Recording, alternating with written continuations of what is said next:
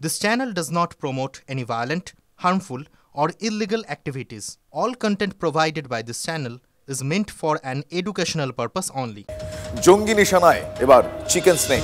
শিলিগুড়ি করিডোরে এবার নজরদারি অনেকটাই বাড়ানো হচ্ছে। সীমান্ত সুরক্ষায় ইউএভি ড্রোন মোতায়েন শুরু করলো ভারতীয় সেনা। সূত্র মারফত আমরা যেটা জানতে পারছি তা হলো হাসিমারা এবং উত্তরবঙ্গের একাধিক বায়ু সেনা ঘাঁটি থেকে মোতায়েন করা হচ্ছে হেরন এবং নয়া প্রযুক্তির ইউএভি ড্রোন। সূত্রের খবর, সীমান্ত নজরদারিতে প্রাথমিকভাবে ব্যবহার করা হবে এই নজরদারি ড্রোন। কিছুদিন আগেই মেঘালয় সীমান্তে বাংলাদেশের তেজগাঁও বিমান ঘাঁটি থেকে তুরস্কে বানানো TB2 ড্রোনের সিগন্যাল পায় ভারতীয় সেনা। এই মুহূর্তে আমার সঙ্গে রয়েছেন আমার সহকর্মী সিজার মন্ডল আর রয়েছেন গ্রুপ ক্যাপ্টেন RK দাস। আমি দুজনকেই স্বাগত জানাই TV9 বাংলায়। সুপ্রভাত সিজার। প্রথমে জানতে চাইব যে এই যে নতুন করে কড়া নজরদারি ড্রোনের সাহায্যে কি কি বিশেষত্ব রয়েছে এই বিশেষ ড্রোনে?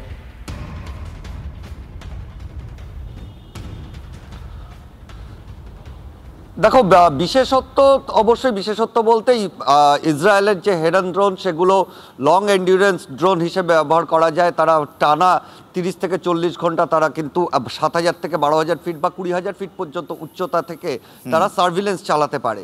কিন্তু এখানে ভারতীয় সেনা বা ভারতীয় প্রতিরক্ষা মন্ত্রকের মূল উদ্দেশ্য কিন্তু সাম্প্রতিক যে ঘটনাবলী, সেই সাম্প্রতিক ঘটনাবলীর পরিপ্রেক্ষিতে আমরা কয়েকদিন আগেই লক্ষ্য করেছি, একদিকে যেমন বাংলাদেশের রাজনৈতিক পটভূমিকা পরিবর্তন হচ্ছে, তার ফলে একটা থ্রেট অবশ্যই বাড়ছে। এবং কয়েকদিন আগে আমরা দেখলাম যে মেঘালয় বাংলাদেশ সীমান্তে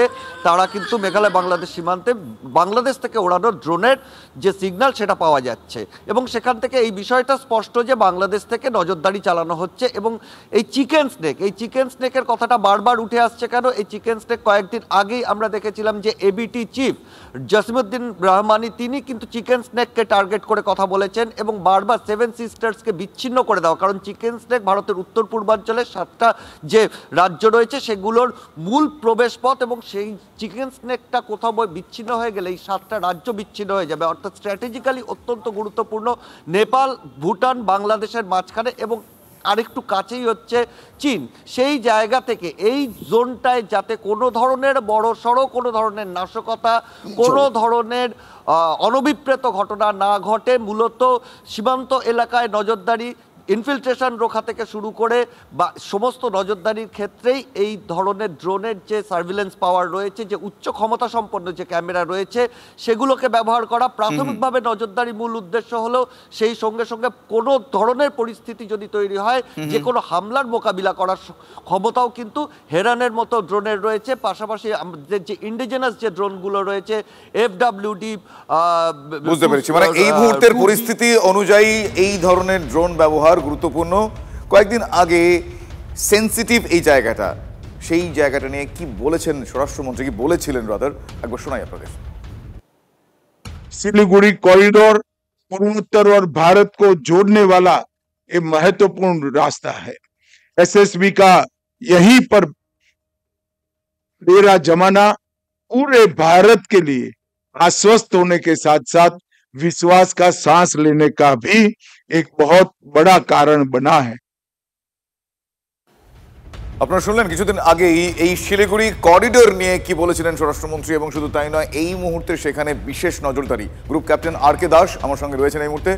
ক্যাপ্টেন দাস, আপনার কি মনে হয় যে এই মুহূর্তে যা পরিস্থিতি, এই ড্রোন ব্যবহার এখনো পর্যন্ত সুরক্ষার নিরিখে যা বন্দোবস্ত সেটা কতটা কার্যকর, আর কতটা সেন্সিটিভ বিষয় এখানে পদক্ষেপ করা উচিত, আপনার কি মনে হয়, আপনার অভিজ্ঞতা কি বলে?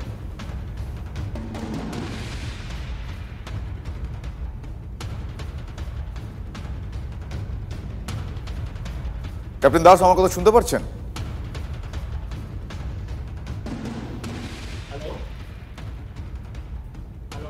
ক্যাপ্টেন দাস, আমার কথা শোনা যাচ্ছে? হ্যাঁ, আমার কথা আপনি শুনতে পাচ্ছেন? না, কোনো কারণে উনি বোধহয় শুনতে পারছেন না। PCR কে বলবো আরও একবার ওনার সঙ্গে যদি যোগাযোগ করা যায়। আপনাদের গোটা বিষয়টা আরও একবার জানিয়ে রাখি যে জঙ্গি নিশানায় চিকেন স্নেক বলা যায়। শিলিগুড়ি করিডোরে এবার নজরদারি আরও বাড়ানো হচ্ছে। সীমান্ত সুরক্ষায় UAV ড্রোন মোতায়েন শুরু করলো ভারতীয় সেনা। হাসিমারা এবং উত্তরবঙ্গের একাধিক বায়ুসেনা ঘাঁটি থেকে মোতায়েন করা হচ্ছে হেরন এবং নয়া প্রযুক্তির UAV ড্রোন। সূত্রের মারফত আমরা জানতে পারছি সীমান্ত নজরদারিতে প্রাথমিকভাবে ব্যবহার করা হবে এই নজরদারি ড্রোন। এডিজি সাউথ বেঙ্গল, তিনি কি বলছেন একবার শোনাই আপনাদের। এবিটির এই যে স্লিপার সেলের যে সদস্যরা, এদের কাজ ছিল মূলত দুটি জায়গা থেকে স্থানীয় যুবকদের এই সংগঠনে টেনে আনার কাজটা করা। একটা মুর্শিদাবাদ, একটা হচ্ছে আলিপুরদুয়ার। এদের উদ্দেশ্য ছিল অস্ত্র জোগাড় করা এবং চিকেন স্নেক যেটা আমরা বলি, শিলিগুড়ির সঙ্গে যে যোগসূত্র চিকেন স্নেক, সেই অংশটিকে তাদের নাশকতামূলক কাজকর্মের সক্রিয় এবং নেপথ্যে থেকে দুভাবেই, স্লিপার সেলের মাধ্যমে এবং গোপনে অস্ত্র সংগ্রহের মাধ্যমে ভারত বিরোধী কার্যকলাপে আরও বেশি সক্রিয় হয়ে ওঠা। আমি আরো একবার আমার সহকর্মী সিজার মন্ডলের কাছে যাব। সিজার, ভারত বিরোধী কার্যকলাপে সক্রিয় হয়ে ওঠার জন্য যারা তোড়জোড় করছে তাদেরকে এখনো পর্যন্ত যা যা পদক্ষেপ করা হয়েছে, এই বিশেষ ড্রোন, নজরদারি, এখনো পর্যন্ত কতটা কড়াকড়ি সেই পদক্ষেপ, আর কোন কোন জায়গা সেন্সিটিভ হয়ে রয়েছে?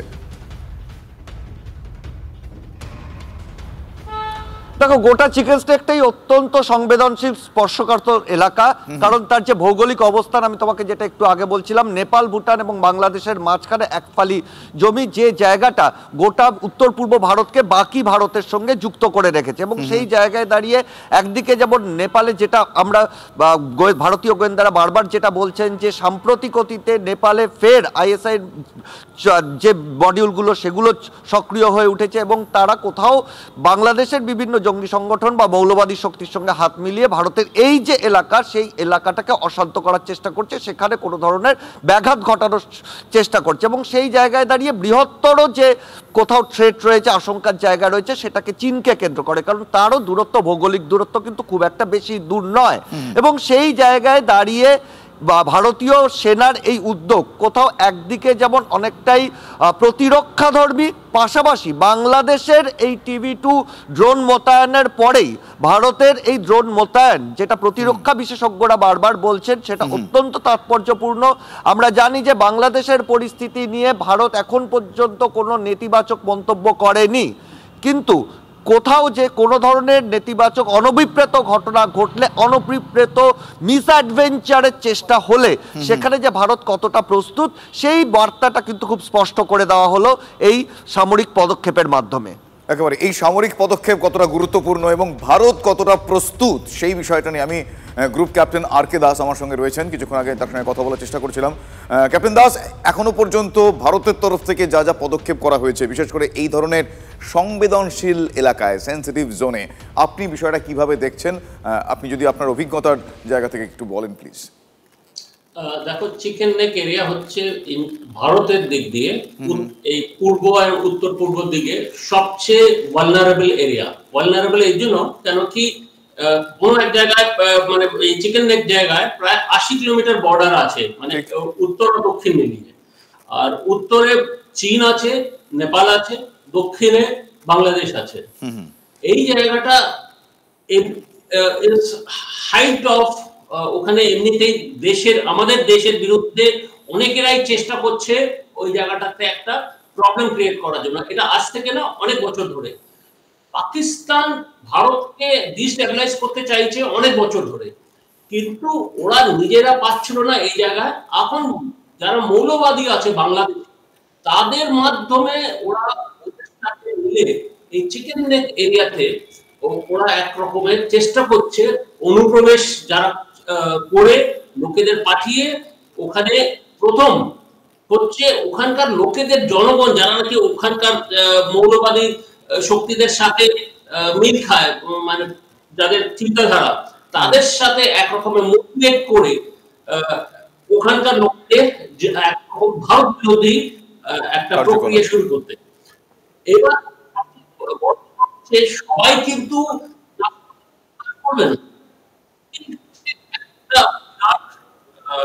জনসংখ্যা তৈরি করতে হবে, গুগল একটা স্লিপার সেল, যারা নাকি স্লিপার সেলের কাজ করতে পারে, যারা নাকি লজিস্টিক সাপ্লাই করতে পারে, যারা নাকি ওখানকার লোকেদের মধ্যে।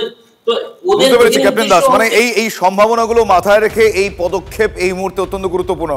প্লিজ আপনি সঙ্গে থাকুন, আরও একটা আপডেট আমি দর্শকদের জানাবো যে জঙ্গি নিশানায় কি চিকেন স্নেক, এই প্রশ্ন এই মুহূর্তে যথেষ্ট গুরুতর হয়ে উঠেছে। তার কারণ চোখ ঘোরালে একটার পর একটা আন্তর্জাতিক সীমানা দেখতে পাওয়া যাচ্ছে। এবং যেরকম গ্রুপ ক্যাপ্টেন বলছিলেন, আমার সহকর্মী বলছিলেন, আপনারাও জানেন যে ম্যাপটা যে অবস্থান যেভাবে চিকেন স্নেক, তাহলে বুঝতে পারা যাচ্ছে কতটা সেন্সিটিভ সেই জোনটা। শিলিগুড়ি করিডর কেন গুরুত্বপূর্ণ, কেন চিকেন স্নেক নিয়ে এত মাথা ব্যথা, কেন গুরুত্বপূর্ণ এই করিডর, সেই বিষয়টা একবার দেখার দরকার আছে। একটু দেখুন আমার সহকর্মীর প্রতিবেদনে।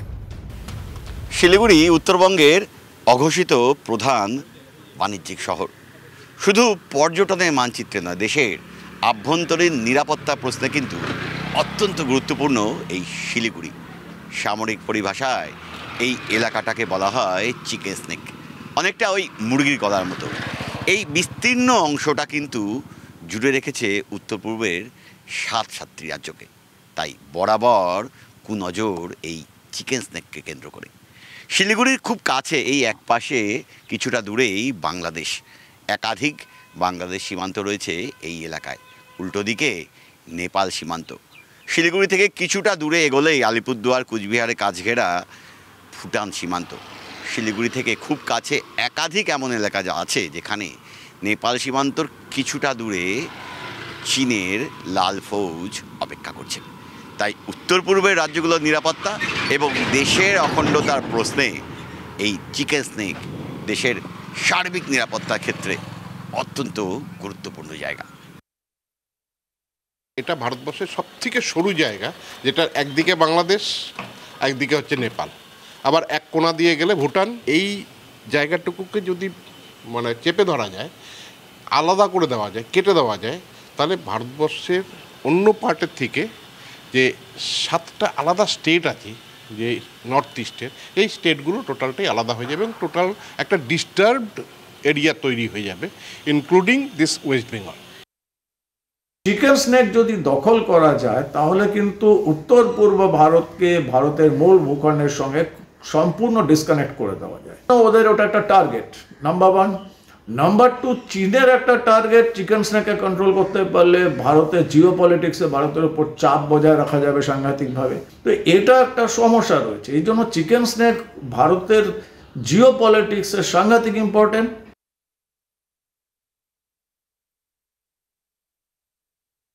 বলে এই মুহূর্তে চিকেন স্নেক এই অবস্থান, ভৌগোলিক অবস্থান কতটা গুরুত্বপূর্ণ এবং সেই চিকেন স্নেকে কতটা কড়া নজরদারি দরকার, সেই পদক্ষেপ ইতিমধ্যেই ভারতের তরফ থেকে করা হয়েছে। আমার সঙ্গে ছিলেন group captain R K Das. Captain Das, আপনাকে ধন্যবাদ জানাই। আমার সহকর্মী সিজার ছিলেন, সিজার আপাতত ধন্যবাদ জানাই। আর এই খবর সংক্রান্ত লেটেস্ট আপডেট আর কি আছে এবং কতটা কড়া নজরদারি চলছে এবং যে কোনো মুহূর্তে যে কোনো পরিস্থিতির জন্য ভারত কিভাবে প্রস্তুত,